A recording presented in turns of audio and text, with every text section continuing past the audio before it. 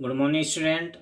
बेटा 10th ए SST class. SST में आपका हिस्ट्री का सेकंड चैप्टर आज स्टार्ट करेंगे और सेकंड चैप्टर का नाम है बेटा नेशनलिज्म इन इंडिया, भारत में राष्ट्रीयवाद। इसका हिंदी में मतलब होता है भारत में राष्ट्रीयवाद।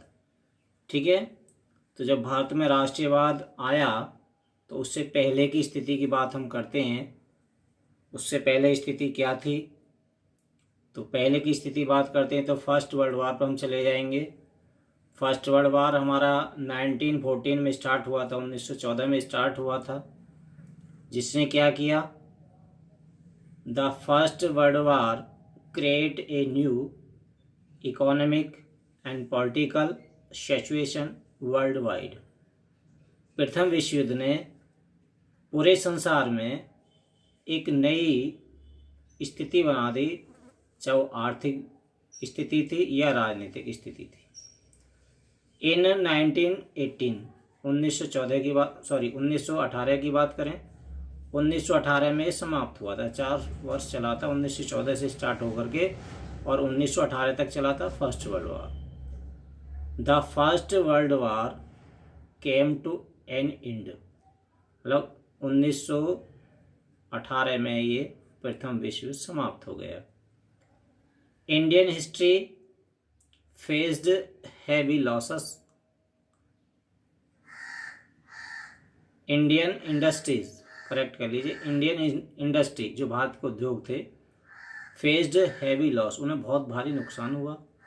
पीपल सफर्ड, लोगों ने बहुत सारी पीड़ा हुई। इन एक्टिव मीन्स होते हैं अत्यधिक, बहुत सारी उन्हें पीड़ा हुई। शॉर्टेज, किसकी शॉर्टेज के कारण?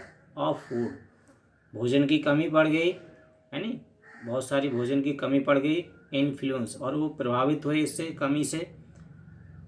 एपिडेमिक, एक महामारी सी इस तरह से वहाँ पे फैली हुई थी। फर्स्ट वर्ल्ड वार का जब लास्ट हुआ था, अंत हुआ था, तो ये सारी कंडीशन भारत को सहनी पड़ी। ठीक है, और इसके सहने से क्या होता है, क्योंकि फर्स्ट वर्ल्ड वार में उन चीज़ों का उत्पादन किया गया था जिनकी युद्ध में ज़रूरत पड़ती थी, और युद्ध समाप्त हो गया तो वो उनके बहुत सारे भंडार हो गए इकट्ठे, तो उनकी ज़रूरत नहीं पड़ी, और जो रोज़मर्रा की चीज़ें थी उन पर कोई ध्यान नहीं दिया गया। इस तरह से ये स्थितियाँ पैदा हो गई।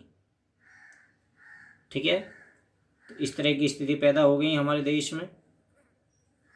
उसी समय Mohandas Karamchand Gandhi came to India, Bharat आए from South Africa in January 1915 में, और साउथ अफ्रीका ये अपने वकालत करने के लिए गए थे महात्मा गांधी जी, और वहाँ से वो वापस आते हैं, और वापस आकर के भारत में जब ये स्थिति देखते हैं कि भारत के लोग दाने दाने के लिए तरस रहे हैं, तो इन्होंने एक आइडिया आया, और उन्होंने आइडिया आकर के काय का आइडिया आया? द आइडिया ऑफ सत्याग्रह। सत्याग्रह का एक न्यू आइडिया इनके माइंड में आया, और उन्होंने सत्याग्रह छेड़ दिया ऑल ओवर भारत में। सत्याग्रह का मतलब होता है सत्य की खोज, मतलब सत्य के साथ चलना।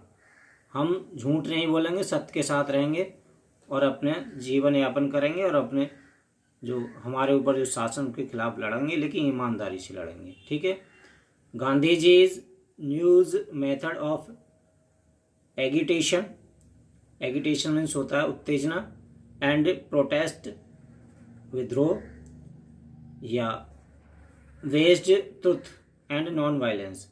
गांधी जी का जो नया मेथड था, नई विधि जो थी, जो उत्तेजना थी उनकी, जो उनका जल्लूस था, प्रोटेस्ट जल्लूस था, वेस्ट किस पर आधारित था? सत्य पर, सत्य के साथ चलना है। नॉन वायलेंस, नॉन अहिंसा, हिंसा नहीं करना, अहिंसा, सत्य के साथ रहना है। ठीक है, वाई नॉन एज सत्याग्रह, जो सत्याग्रह के नाम से जाना गया।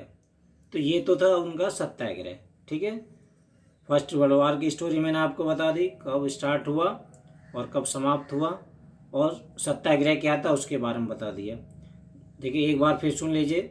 Gandhi ji new method of agitation, agitation means उत्तेजना होता है, लिखा भी है मैंने नीचे इसलिए।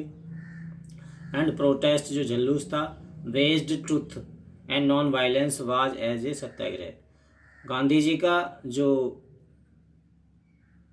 विधि थी या जुलूस था वो किस पर आधारित था? सत्य पर और अहिंसा पर। किसी से लड़ना नहीं है, झगड़ना नहीं है, किसी को हानि नहीं पहुंचानी है नहीं, किसी के साथ मारपीट नहीं करनी है। और यही मेथड उनका जो सत्याग्रह के नाम से जाना गया। ठीक है बेटा, तो आपको ये नोट्स है मेरे, साथ के साथ आपको अपने नोटबुक को उतारने हैं, वर्क करना है। आज मैंने आपको सत्याग्रह तक बताया है, नेक्स्ट वीडियो में आगे इसके बारे में बात करेंगे।